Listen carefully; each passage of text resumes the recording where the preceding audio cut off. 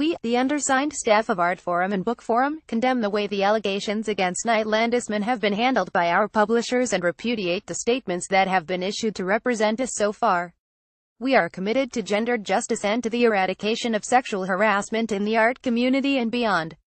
We are now gravely aware of the work that needs to be done at our own publication, and call on the publishers to work with us to create radical and lasting change. There is much more to be said, and in the future we will be addressing these events in greater depth. Our intent right now is to state our position unequivocally.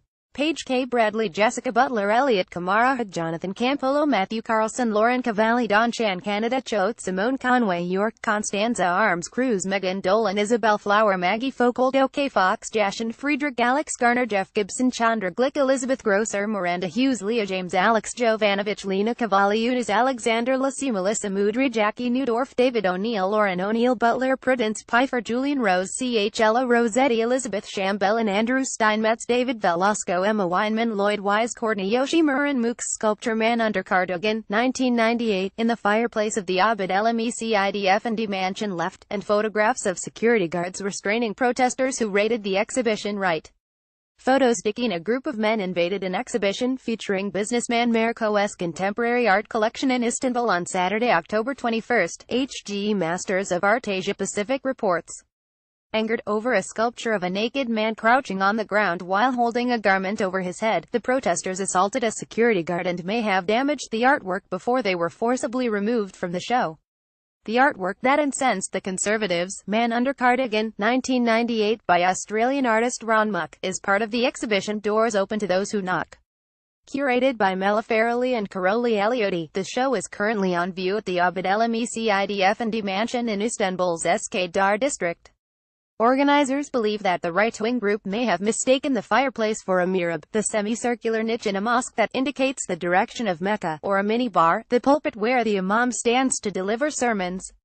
Led by Mahmoud Alan, a former leader of the nationalist Great Union Party, the mob shouted, "Is this secularism, and this country has come to this because of you," as they attempted to disrupt the show.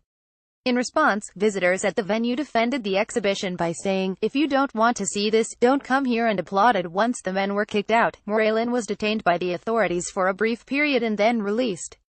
After the incident, he created a Facebook Live video in which he allegedly held a cell phone up to the artwork in order to capture close-up shots of the figure's genitals while denouncing the piece's offense. Another assault on the show was carried out the next day, but the police quickly quelled the action. Co Holdings, the largest industrial conglomerate in Turkey, issued the following statement about the controversy: trying to create a perception that sacred values are being targeted with this exhibition has no basis. Co Holding has utmost respect to freedom of beliefs and the divinity of all beliefs.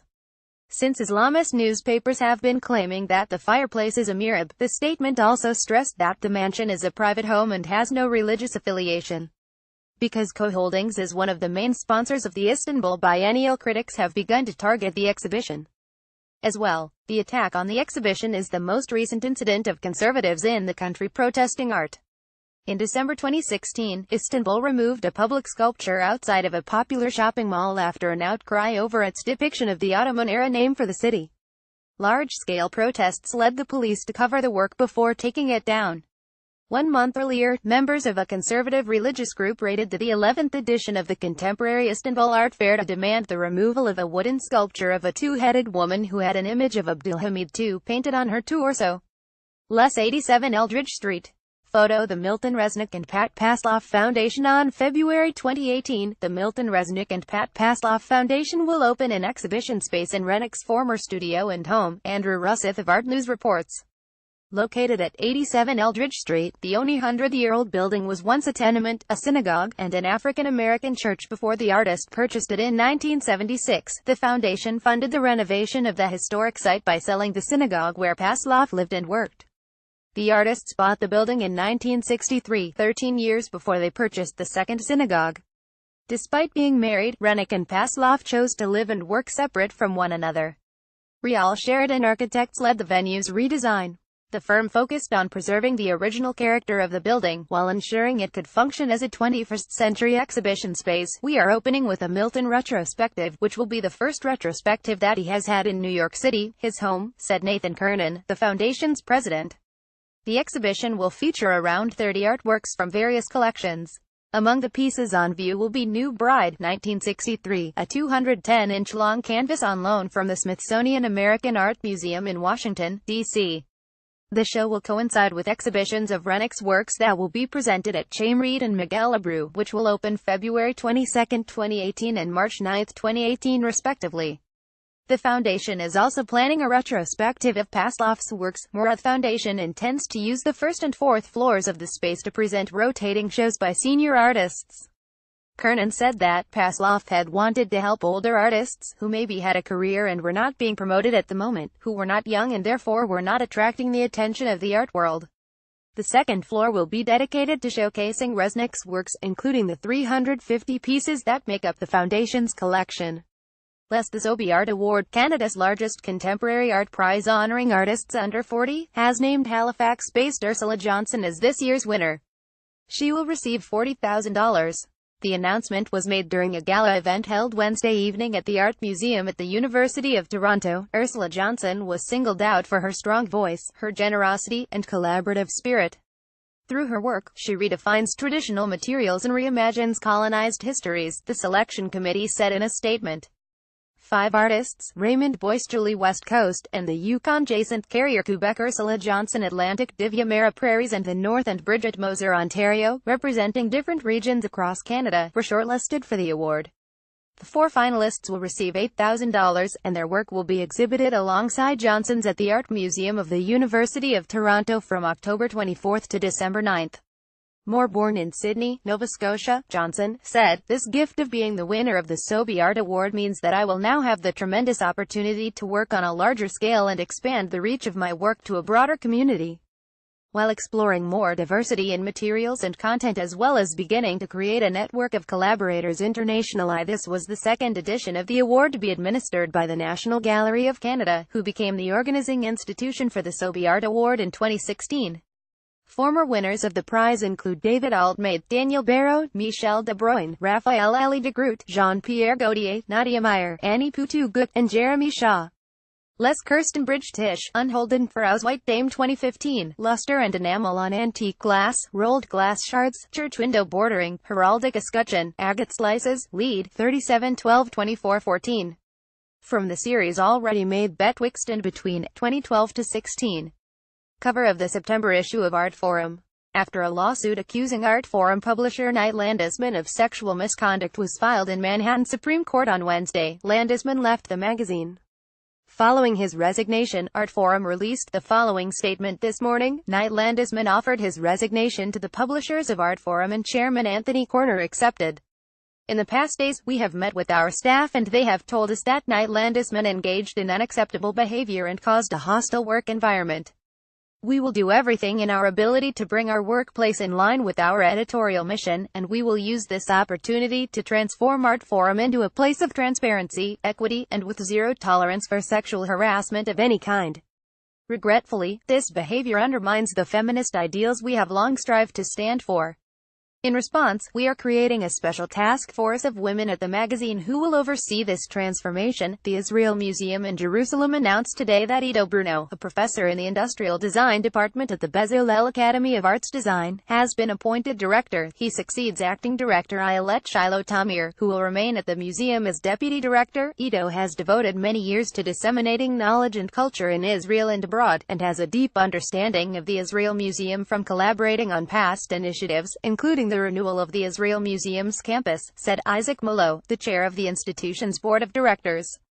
We look forward to enriching our institution with his commitment to scholarship and creative energy to reach new heights for the benefit of our visitors. Bruno has worked as a designer for 25 years and has taught at the Bezalel Academy of Arts Design since 1993. At the Israel Museum, Bruno worked on several exhibitions, including Herod the Great, The King's Final Journey 2013, and was a member of the design team for the museum's 3-year renewal project, completed in 2010. Bruno has served as a member on several committees of Israel's Ministries of Culture and Education and was awarded the Minister of Culture's Prize for Design in 2012, a protest organized by members of Pussy Riot at Trump Tower in New York on Monday, October 23.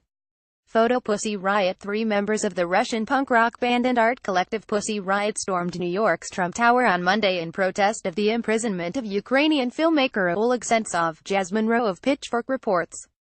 Police closed the building for at least 30 minutes after the action. "We came to occupy Trump Tower to call attention to political prisoners," the group said in a statement. "We believe that political prisoners and their protection are more important than the sexist bullshit that people have been focused on." Wearing balaclavas, Masha Alakina and two unnamed members of the collective unfurled a banner reading "Free Sentsov" from a mezzanine at the hotel and threw pamphlets into the lobby below. A video of the demonstration was posted to the group's Facebook page, along with the accompanying text: "More offending political prisoners is an issue that transcends borders.